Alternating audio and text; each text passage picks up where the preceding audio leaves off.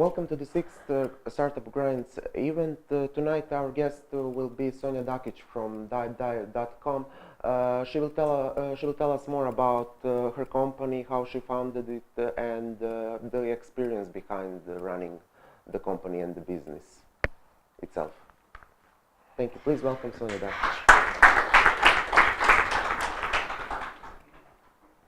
Okay. I was going for the red chair, but okay. Okay. Okay. So, Sonja, can you tell us a little about yourself, your upbringing and background? Well, to start from the beginning, right? Yeah. As a small child. Well, first of all, I would like to thank everyone who came today to hear my story.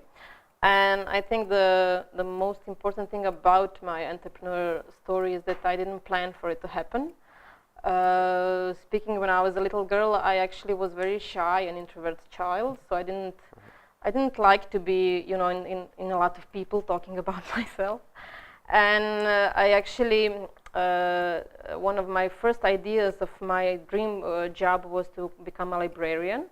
And I think I was 7 or 8 years old. I was learning to write, and I took all the books I had on one shelf, and I completely organized them and put them in numbers and labels and everything.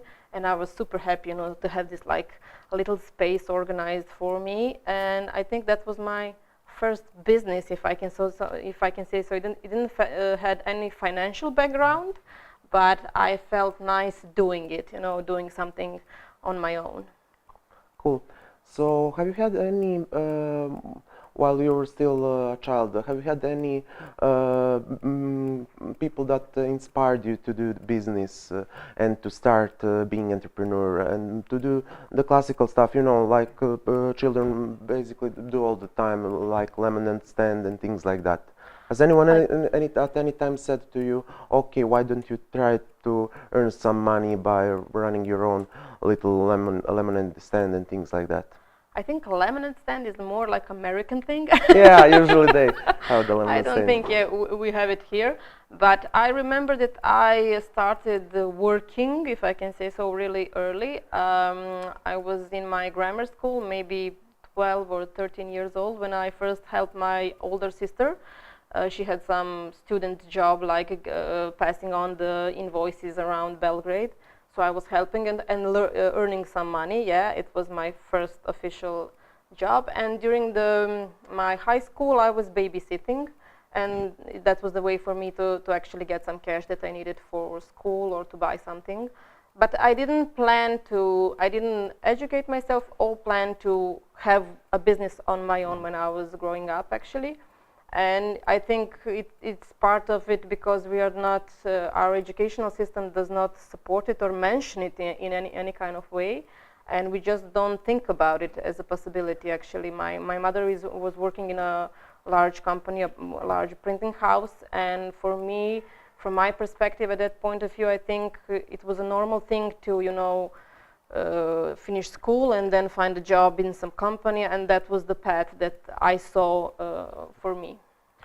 Did at any point maybe your education and your experience during high school and university helped you realize that you are maybe going to be one day entrepreneur, do things like people are doing, starting their own business and similar stuff? No, but we cannot blame them for everything. I think about the entrepreneurship and everything. The situation is changing in the last 5 years, so it's very new thing for us. And I think that this is the moment when we can change the educational system and support the young people that are coming.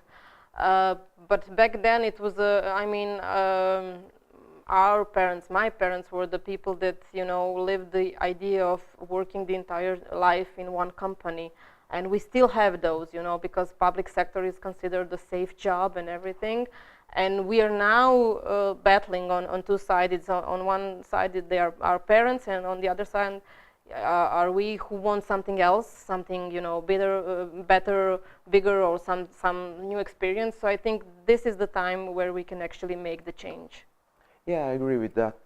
Can you tell us a little more about how was it for you when you graduated and took what people in this room would tell as a traditional job? Well, actually, when I finish high school, I took a year off, and I was thinking about college. And since the psychology at that moment was the thing that interested me, I tried to apply, and I didn't pass the exam. I didn't enter the college. And at that moment, I was given an opportunity to actually. I started my first 9-to-5 job. And that was the 1997, the year that computers was entering the stage. And my first job was to be like some sort of courier or secretary. So it was like taking calls, taking messages, and shipping letters and that kind of stuff. And somehow, when I first met with it was a Windows 97, and it was a long time ago. I saw the opportunity in it. So a year later, when I thought about should I maybe start a college or not, I was too into getting new stuff. You know, I was finishing some courses about Windows, Excel, Photoshop, and all different kind of courses. And somehow I realized that I cannot be on both chairs, and this one just felt more comfortable for me. So I stayed on that, and from that point, in the next 10 years, I continued to work in different kind of companies, different positions, like office manager, graphic designer, which was actually what I was. I finished high school for design, and I will work in small private companies, in a big public companies. And somehow I consider myself a good worker in other companies. You know, at that point, I didn't see that entrepreneurship could be a way out. I didn't see it as a possibility at all. I thought that was it for me. I can just keep changing companies and positions that I will have. Were you satisfied when you worked at those companies with your job position, salary, and things like that? Because most people, as you said before, they enter one company and stay until their retirement. Yes, but it was back then. I was satisfied. I was lucky to have good people that I work with. I have really nice colleagues in all of the companies, and I learn a lot, which was important for me. And I think that the fact that I was changing companies and job position every 2 or 3 years actually brought me, that good feeling that I'm developing in a way, and I'm moving forward. So it was a good thing. And I never worked for salary, because here in Serbia we have a common saying, they cannot pay me low enough. I don't know how to translate it in English.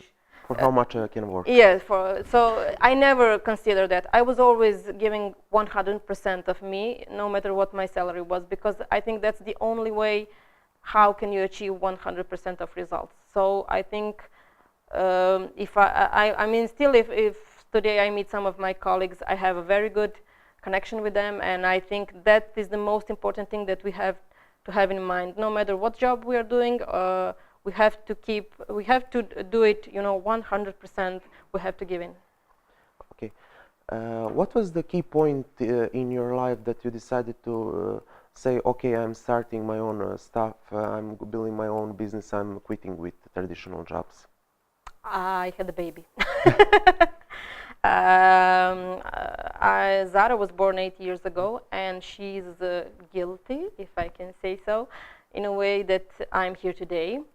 Because the thing is, we usually, when we are young and we're thinking about becoming a parent, we have a certain picture what kind of parent we will be. Well, it doesn't apply actually. It usually doesn't end up that way. And the thing is, one of the first things that actually triggered me when I was working in a private company at that moment, and when I went on my pregnant and then later on my maternity leave, they cut my salary in half. And I was like, why? And they were like, yeah, you're staying home with the kids, so you don't need a salary. And it's a common thing here for women in Serbia. And I was like, okay, I was a graphic designer at that point. I had some freelance work, so I wasn't economically, in trouble. But my feeling, I was kind of hurt in a way, because I was really a good worker for them, and they appreciated me. So this was something that I felt, it wasn't all right from their side. And then, of course, when Zara was born and we came home, and within a few days I realized that our household garbage doubled. And since we were not normal Serbian family, like my husband and I were always taking care of not leaving too much garbage behind. We were like ecologically aware and everything. And now all of a sudden I have this extra garbage at home. And I was like, okay, let's see what's happening here, because every 5 to 6 days I'm going to the shop to buy some more diapers, and then I use them for like 2 to 3 hours, and then I throw them in the garbage. And at that moment, we were living in a suburban place close to Belgrade, and you have a service that will take your garbage 2 days per week. And if you forget that it's Tuesday, then you will have your garbage for like 7 days. And for 7 days, one family can produce really a large amount of garbage. So of course, I wanted to see what it's about, and I went online. I went to Google it. And I found a few facts that quite shocked me. And the first one was that every baby leaves behind 1 ton of dirty diapers. And I was like, wow, 1 ton, it's a lot. And the second one was that that 1 ton of dirty diapers will stay there from what we know today to 100 to 500 years. And it didn't make sense to me at all. So I searched a little bit more, and I got into it completely. The other fact that I found out was that every 3rd child in Serbia has some sort of diaper rash, urinary infection, and that it's become a normal thing. You have a sensitive kid, and it's just a normal thing for it to end up in hospital, like directly within a few months. And that was the time that was the moment that I wanted to find a better solution. I knew that there has to be something else. And 8 years ago, there weren't any other solutions in Serbia available. So I searched the American and European market, and I found out that there are these cloth modern diapers, what they are called. These are washable diapers. And you have a few of them, and you just wash them in cycles, and you use them 1 package for entire diapering time with your baby. And I was like, okay, this sounds great, And I even got 1 package from my cousin from Great Britain. And I was super happy that we succeeded in, resolving this problem. It was a normal thing for me to wash diapers after my kid, just like I do my own laundry. And the problem came 6 months after, when Zara overgrew them, so we needed a bigger size. They made it in 2 sizes. And of course, I am a graphic designer. I spent most of my days at the computer, so I went again online to search for a solution. And it turns out that 8 years ago, it was very difficult to order them online. A lot of American and European companies wouldn't take our credit cards because we are from Serbia. Or if someone wanted to proceed with my credit cards, they wouldn't ship to Serbia. And it ended up like being a 2-month quest of searching the diapers for my kid, which eventually was resolved, like most problems in Serbia, through a friend of a friend of a friend who live in Croatia that actually smuggled 1 package of diapers to Serbia for us. And that was the moment that my husband was like, come on, let's make those here in Serbia. And I was like, I don't know anything about it, I mean, I know it's a good product, but I'm a graphic designer. I can make anything in Photoshop, but I'm not, I'm not handicraft. I don't know how to make things with my hands beside the mouse and the keyboard. But the idea somehow stayed with me, because I like this idea that I can actually work on something that is important for me, and that I can make it possible for other people to have it also available. Thank you.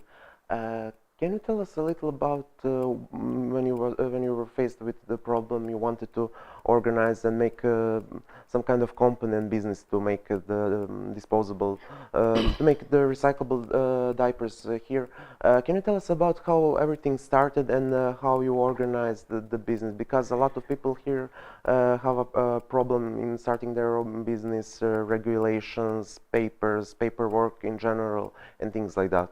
How was it for you? Well, somehow I knew that I couldn't do it alone. I mean, I had a baby a few months old in home with me, and I had a feeling that it's not, I'm not capable of proceeding it completely alone. So I invited my friend, my very good friend, Violetta, and at that time she had some of entrepreneurship skills. She held a little baby store in close to center of Belgrade, and she was like very enthusiastic, and she liked the idea that we can make something on our own. And she was like, okay. And I have to say, like, I'm a graphic designer, she was a medical worker, so we still are missing those, you know, practical skills that we needed to actually make the diapers. But somehow things, you know, things connected. And as before, through a friend of a friend, we found a woman that explained to us what we need, what kind of machines, what kind of materials. She made a model for us. So it actually took us a year to completely put our business on the right feet, you know, because we invested the money we had on a side for like vacation and other stuff, and we invested it in buying the machines, buying the materials, and finding the woman that can actually sew the diapers. So after a first year, we got one diaper that was like, this is the one that can go on sale into the shop, that we can show to people and explain what we are actually doing. At what moment did your business gain traction here in Serbia? What was the key moment in gaining the traction? Well, I think the thing is, when you're working on something that's innovative, it's a good thing because you're the first, you know, who's doing it, and you have some sort of empty space that you can fill in. But the problem is that nobody knows what you're doing. And the trouble with us is that when we put our diapers, you know, in a store, mothers were coming by and they were like, "Oh, this is so cute. Are these, you know, for decoration over the pamper, to wear it over the Pampers?" And we're like, "No, why would you buy a decoration, you know, diaper? My God." And then you try to explain why should we wash diapers in 21st century, and you try to explain the ecological aspect, but nobody cared about it in Serbia. And then you try to go for like economical aspect because they are 2 to 3 times cheaper than disposable, and they're still like very difficult to understand. And then you go for health, and then they're like, okay, I understand that it's healthier for the babies, but I still don't want to wash them. So for the first 3 to 4 years, I think most of our investment, when we are talking about time, went into educating people and cooperating with different kind of individuals, organizations, and all kind of programs that we can actually promote and educate people why this product could be better than the one that is so widely used. And the thing that we were lucky enough that we were the first one is that we got some sort of media attention, and that was a big thing for us because we didn't have any money to invest in marketing. So being a social business is how we were recognized, and being having this innovative product was a thing for us that actually led us to some promotion and media space. Marketing experts will probably ask why, but I'm asking it too. Why the name DajDaj.com? DajDaj means give, and it was actually because the whole business idea was inspired by babies, by my own children. It was one of the first words that my daughter actually learned how to pronounce, and we did a little bit we did a little bit of research before we actually put it to final test. We asked our friends through emails, you know, we gave the 3 names. They were like, okay, choose one, and at the end DajDaj got the best results, so we were like, okay, we will go with it. And it was interesting because we went to German market, and they were reading it like DajDaj, and we were like, oh, totally new.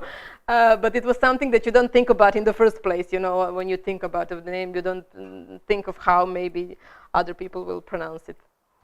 What was your biggest success? Biggest success?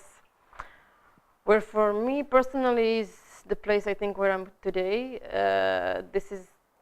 I didn't have this path that I have gone for the last 6 years. I didn't have it in my wildest dreams, and I think for me personally, the whole this entrepreneurship journey was the best adventure I can afford myself in life.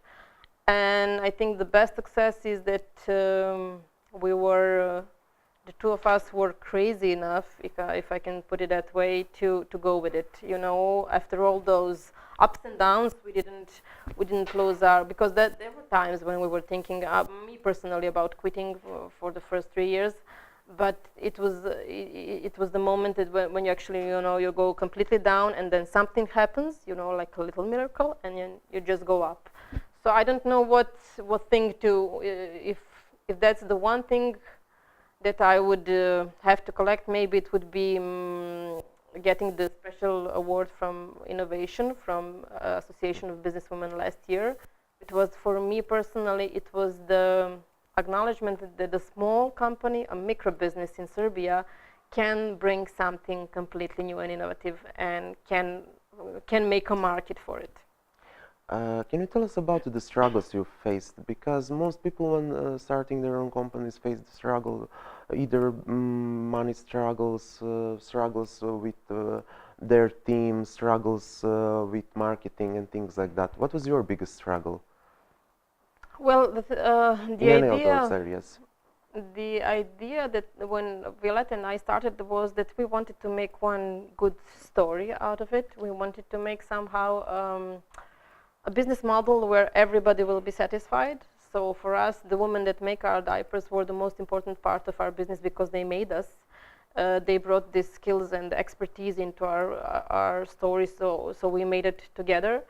So we wanted to make good conditions for them, and it was the interesting thing because the first woman that came to work for us was 60 years old. She was the same age as my mother, and it was completely strange feeling, you know, to employ somebody who is the age of your mother or father, and somehow we created this special bond. For them, it was completely new experience that they are important, to have this feeling of importance and to be asked about everything, because we didn't have idea how to make certain things, and we always wanted their, you know, advices and their point of view. So somehow together we created this nice environment for everybody to fill in. Also, we wanted to have a good business that will provide a good relationship with our suppliers, and for them to be paid on time and to have some fair relationship. Of course, the two of us wanted to build a job that we could actually live on and to do it for the rest of our lives. And at the end, of course, our customers that have a high quality product that will satisfy their needs. So we wanted to make like a big circle that would function in a way. And in order to have this idea actually work, Violetta and I volunteered for the first 4 years of our work. So in order to pay our employees on time and our suppliers, and to have this whole story continue, we didn't have any salary. So that was a big challenge because, like I said, I have been working for 10 years and I was completely financially independent during that time, of course, and I learned to be financially independent. I like to work, so it was a quite normal thing for me. And now I'm in a situation when I'm supported like by my husband. And when you don't have a support in that moment, it's very difficult to stay on that track. And for the both of us, that support meant a lot more than money. It meant that we are on the right track, and that we, you know, you just have to keep going. After all those ups and downs, you just have to keep in mind why are you doing what you're doing. Cool. Was there any point that you said to yourself, okay, I'm having enough of this, I can't take it anymore, I want to get back to my traditional job? And why didn't you go back to your traditional job? What was the key point? Why didn't you get the job at the marketing agency? Yes, I think I think my husband should speak about this issue. For the first 3 years, I think I had crisis every 2 to 3 months, and mostly because of the finance situation. But somehow, I'm the type of person when I'm down, you just keep me rest for like 2 to 3 days, and then I will be back up. But what kept me on track was the feeling that I'm working on something that's valuable for me, and that is something that is aligned with my own personal values. And I wanted to prove that it is possible to make, a business that could be good for everybody. That it doesn't mean, you don't have to have someone in that chain that is hurt in a way. So for me, the idea behind this job is much bigger than the product itself. And I think that's what kept me going. And all of those little things that happened along the way, some different kind of support that we had, and cooperation with different kind of organization, I think that was for me a proof that we are really doing on something that has a value. And one more thing is that we 3 years ago we got the EcoSign label. It's a label for products, not for food, from Ministry of Ecology at that time. It's now the Ministry of Agriculture, I think. And for me, it was incredible experience because that when we talk about Steve Jobs or Bill Gates and everything, and you learn that they started from a garage and now they're a multi-billionaire company, and we are still a garage business. We still have a small workshop, with 4 to 6 women employed, and we succeeded in creating a product that is the only textile product in Serbia that has this eco label. And it is the same as eco label in Europe, European eco label. So for me, it was a great experience to learn that no matter how small you think you are, you can still, make a large impact or make a big thing. So I think this is something we should have in mind. Yeah, I agree. Can you tell us more about the lessons you learned while running your own business? What were the most important lessons that every entrepreneur should pay attention to? I don't know if there is a unique set of advices, but I think maybe to have in mind why you started in the first place. And I'm glad to see that in the last 5 years a lot of it's going in around entrepreneurship and startup scene, and I'm glad that a lot of people are getting into it and learning about it. Some advices would be to find a support group, to have maybe just one person that will when the things get tough, that will just that will come to you and say, this too shall pass, it's a normal thing. And I think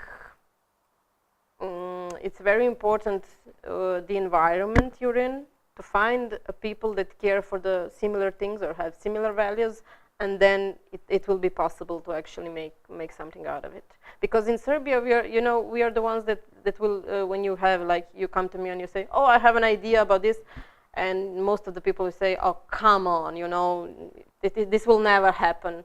And this is something that we have to change. This is the mindset that we have to change, how we feel about it. And this is like, when a parent is, when you have a child, and the best thing you can do for your kid is support it no matter what. Like, I think it was Toshiba satellite laptops, their guarantee was, no matter what happened, we will change your laptop, And I think this is the point, no matter what, support it.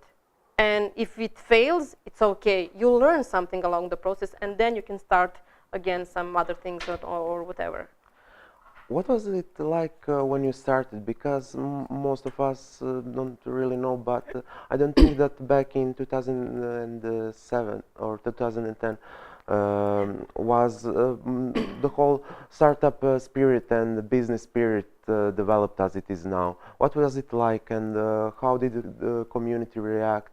Did you had any experience with community, outreach to community? I know that it is easy today to have outreach to community with the events like this, but at the moment you founded your company 6 years ago, did you had any sort of things like meetups and similar things where you could actually present your product and your company?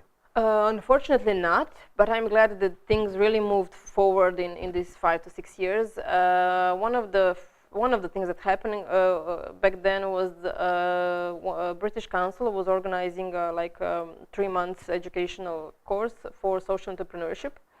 And it was the complete idea of social entrepreneurship was something completely new to me. The friend actually told us, oh, you're employing this old lady that nobody wants to employ, and on the other hand you have this innovative product, so you're a social business. And I was like, what's a social business? It wasn't a known word in Serbia 6 years ago.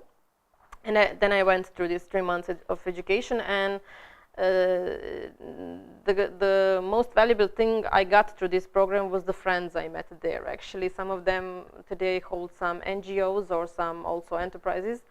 And of course, the idea that actually, like we were 3 weeks ago, we were in Vienna in some meeting where we were also discussing social banking, and there was one great question there is, why cannot we make every business a social business? You know, we are registered as a limited liability company like any other, so we pay tax, we are employing people and everything, so we don't have any nothing beside the media attention. We don't have anything other than being a social enterprise.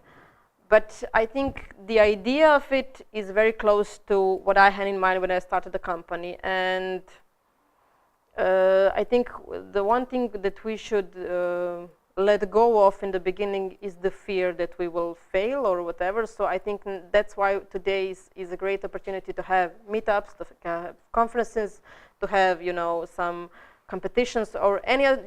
We just need to talk about it and to learn and to listen to other stories. And the more we learn, the better we will be. If you had the possibility to rewind everything and start again now, what would you do different from back then?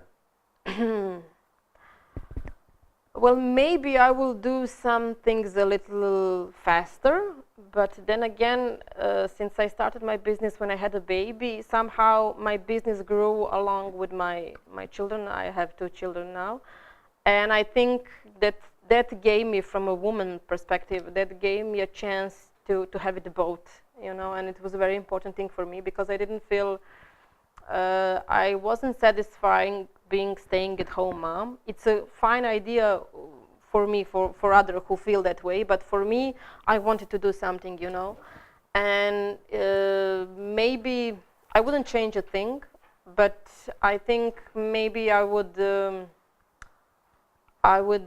invest more time in educating myself about certain things that I think I'm still missing, and now I'm working on them, because along the way you always have some new stuff, you know, popping up, and you were like, okay, I need this one, I need this one. So being an entrepreneurship, you always, you know, you adapt and learn along the way. What advice would you give to our guests regarding starting their own company? What to do, what to expect, and what things should be prevented when starting your own company, and what they need to pay most attention to? You cannot prevent anything. That's true. Yeah, I think we should let go of the fear, and we should just find. It's very important to find things that you care for, and this is the place where you should work on it, because when you find something that's really aligned with yourself, with what you value, then nothing is impossible. You can really do wonders. And I mean, like I said, I was a little girl that wanted to become a librarian, you know, very shy, and I ended up giving a TEDx talk and, you know, receiving a special award for innovation. So it's possible. I mean, it's possible for everyone. So just go with it, and it's okay if we fail, we learn and we go forward. So it's just a process. So you would say that the biggest obstacle today is the fear of failing. Yes, because it's in our culture. Yeah. We don't forgive it. No, we don't forget it, or we don't forgive it. Yeah, but people say that our innate, in original, that it's our actual best trait when doing business, because we want to do it again and again. We never quit. I heard it from some Americans and investors that it's actually interesting observing our companies and investing in them because of that, because of the constant fun. It's good to know, but I think the environment still has to change. You know, we have to be more supportive, and we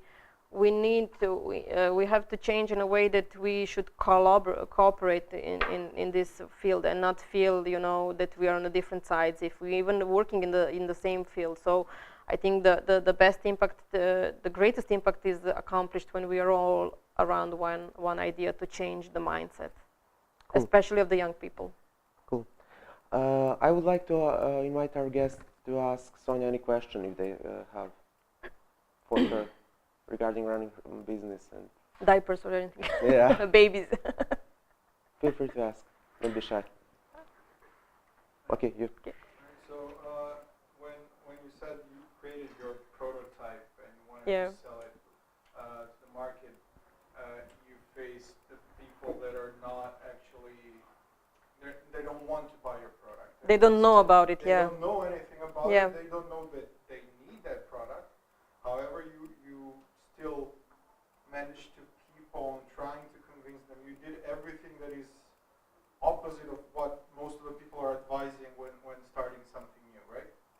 Probably, yeah. What made you do it? Like, even though you had so many barriers, like, what was your My motivation motive? to- yeah. I was using it. I was using it, and I was very satisfied to use it. And Use yourself as an example. yes, yes. So I believe that there are other people who want to use it. They just need to know about it. So that's why I think most of our time went to educating people about letting them know. I mean, it's easier because when you become a parent, you have so many new things, in our life, and you hardly find the time to find the right information. So for our first 3 years, we sell only online, and it was an interesting thing because in Serbia, online shopping is not so, widely spread, and we still managed to sell the products that nobody saw through online and through some like fairs or festivals that we actually promoted. So I think it's still, I mean, when we look at the America market, the cloth diapers are used by 10 to 15%. So it's not a product that goes for 100% of the customers, but the problem is you have to educate 100 to get your 10%, and that's expensive if you look at investing time or money. But I think what kept me going was the idea that it's something better than what we have. I mean, for yeah, That's really great. thank you. Feel free to ask. Okay. Feel free. Where you find materials for production of Diapers in Serbia? We import them. We don't have them in Serbia. Unfortunately, if we look at our diaper, only this and the elastics are made in Serbia. Everything is imported because our textile industry is completely, not completely, but very, very much down. Okay, next.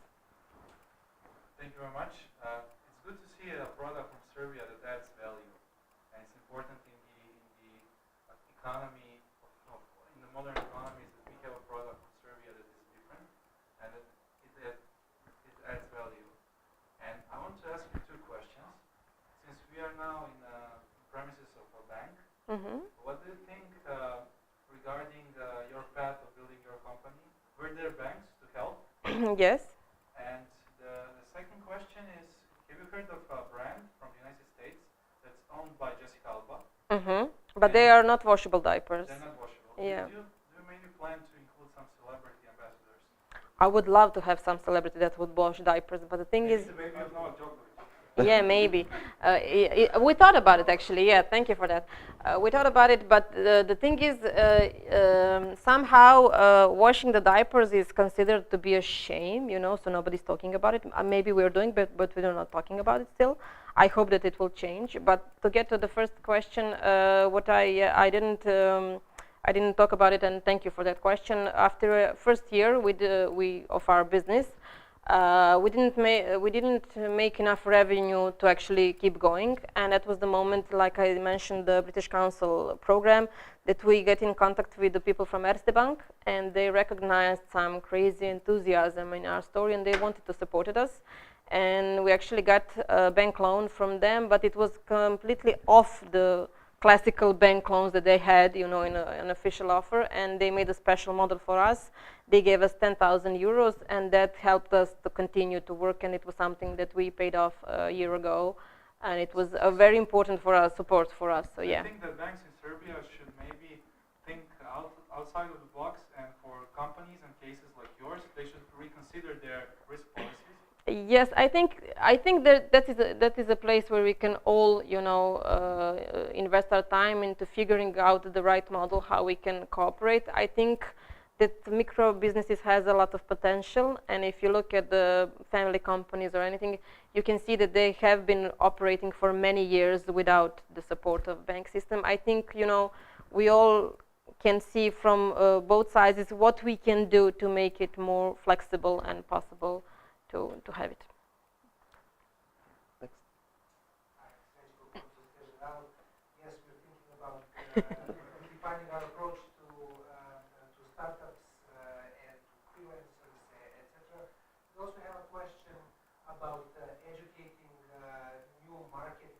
Believe it or not, but we as Societe Generale are in the same situation, similar situation you were when you started your business as of a year ago. Namely, we have the new product, and that's we have an e-banking platform that can read electronic signature, the only one in Serbia doing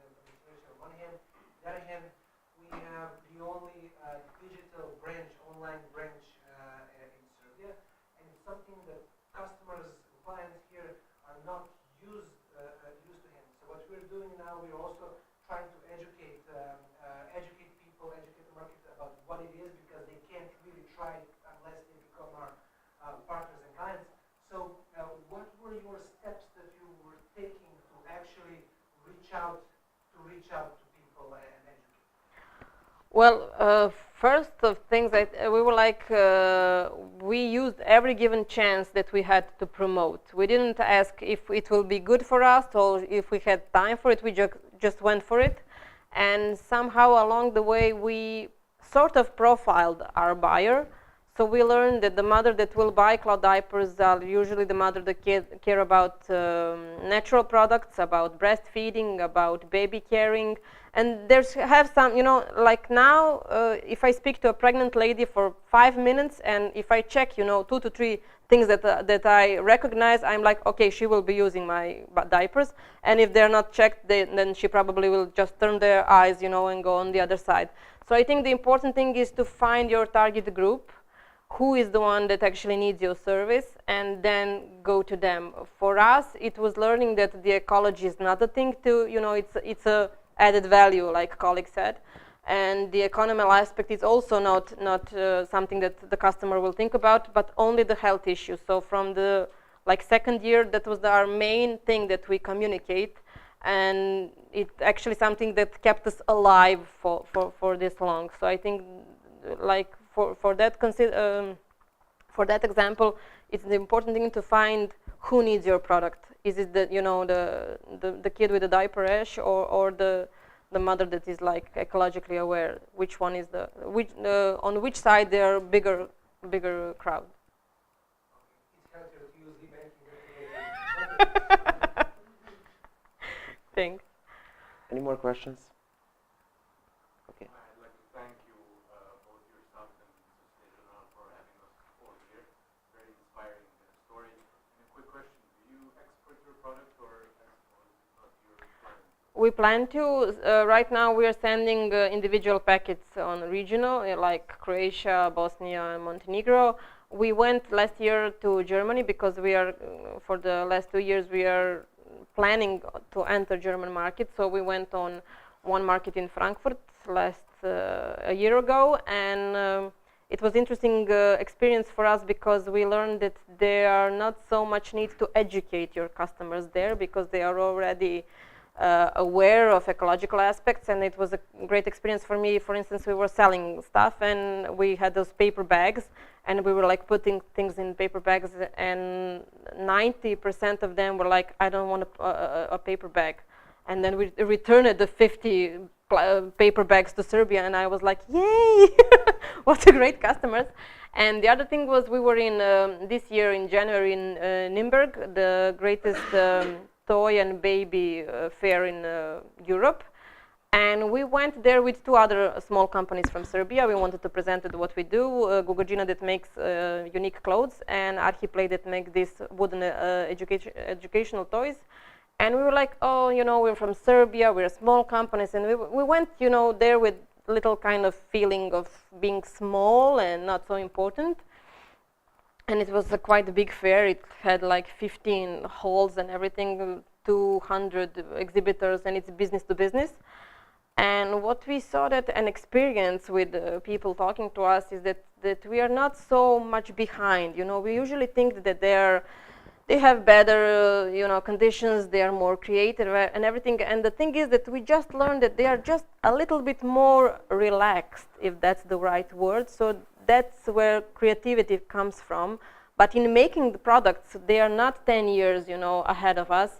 We are there, we can compete on the same level, and it's just in our minds actually what we will take there. So people were quite satisfied to talk with us, to learn that we are the producers. So they wanted to see if we can make, products for their brand, or to sell our brand on our own. And it's something that really helped me personally to change perspective. To lost this feeling of being small and left behind, And I think this is something that we also need to work on it here, to be aware that we can make good product or good service that could, like we see from IT sector, that could be applied anywhere in the world and have a value. I Any more hope I questions? answered. Any more questions? Anyone? Compared, just can you give us a short overview of the market share in Serbia? I mean, In German? What? German, Oh. yeah. How many? We did The quantities and. for the German market. We did a little research 2 years ago, and actually we did it first for the Austria because we had some contact there, and we were planning to start up there. But it turns out they are also, like in Serbia, not aware of cloth diapers and everything. So that's why we went to Germany, because they are 10 times bigger market than we are, and we learned that they have. Of course, they have the cloth diapers. They have their own brands. They can buy worldwide brands, and they have 5 to 10% of people actually using it. So it's still enough, I mean, for us to enter it. And we hope, since we have a cooperation with them markets here, that maybe through their network we can get a contact through Germany to enter their markets there, their shops. Cool. Any more questions? Finally, a woman. What are your expectations in the next year? Where do you see yourself? Well, I think, Year or 5 years? yeah, I think that will be in finding new partners in European market. I really think we have a place for our product there if we look at the price and the quality of it. And I think it will be a huge step for us, but it will be also a chance to experience something completely, out of our box than when we started. So I think it's something that we will work on for the next year or two. Hi, Hi. thank you for everything. My question is, do you have any plans, or do you see any room for cooperating with public sector, with hospitals, with daycare or something?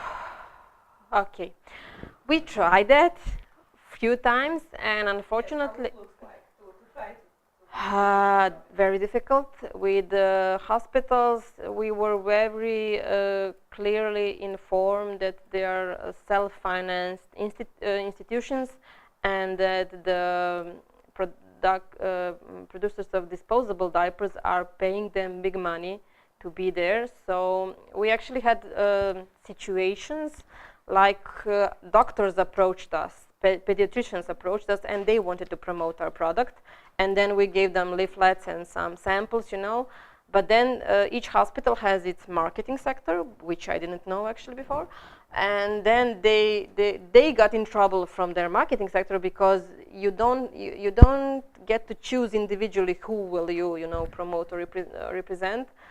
So we didn't have much luck on that field, but there is one example. For instance, municipality Vračar.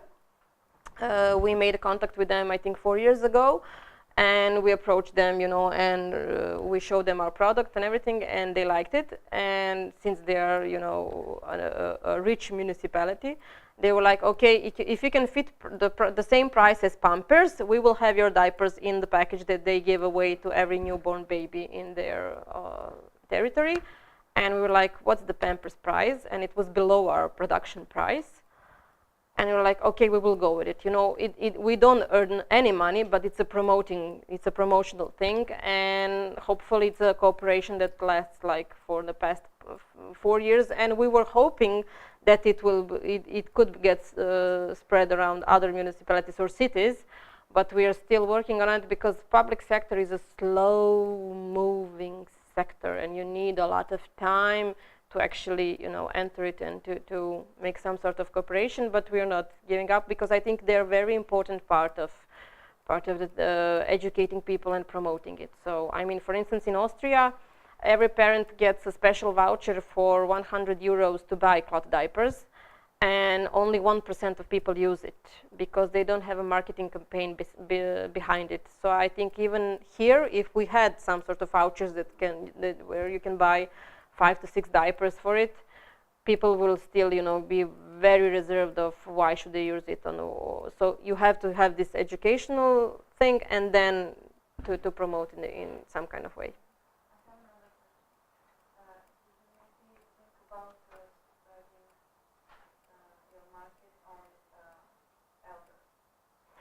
we thought about it, and we have from time to time requests for it. So far, we made I think 3 to 4 times for older children that are in a way disabled and cannot find diapers for them in the market. So we make per order for their size, and it's for us it's a project where we spend a lot of time to actually finding the right model. But I think it's from social aspect, it's very important thing, because you cannot approach a large company and ask them to make diapers for kid that has 30 to 40 kilos, because you cannot find disposable diapers for that kind of teenager. And for us, it was like more the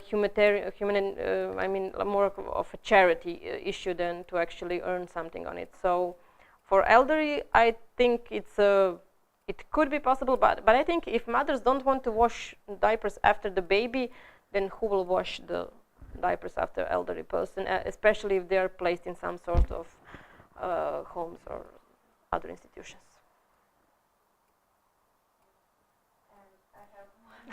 Come on.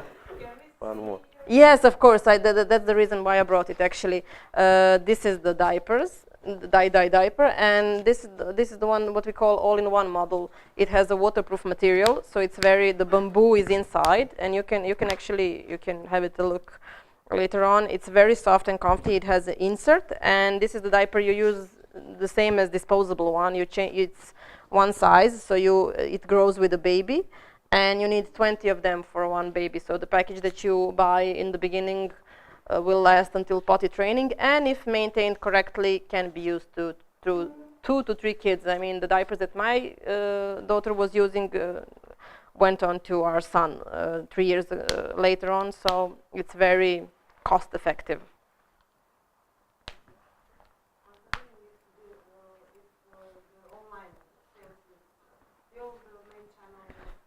Well, we have been selling through, if we look at our this year, now our products are available in more than 50 shops around Serbia, through AXA baby stores and through DM Drogerie Markt, and we still sell more than 50% online directly to customers. So I think this is something, and this proves that we have been very active in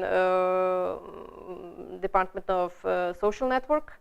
And this is something that proves that it works for us, in promoting our own businesses, because it's still a large percentage of sales that goes through our website or Facebook page. So most of the promotion is through the social networks and live promotions, like children festivals or other conferences for pregnant women or mothers.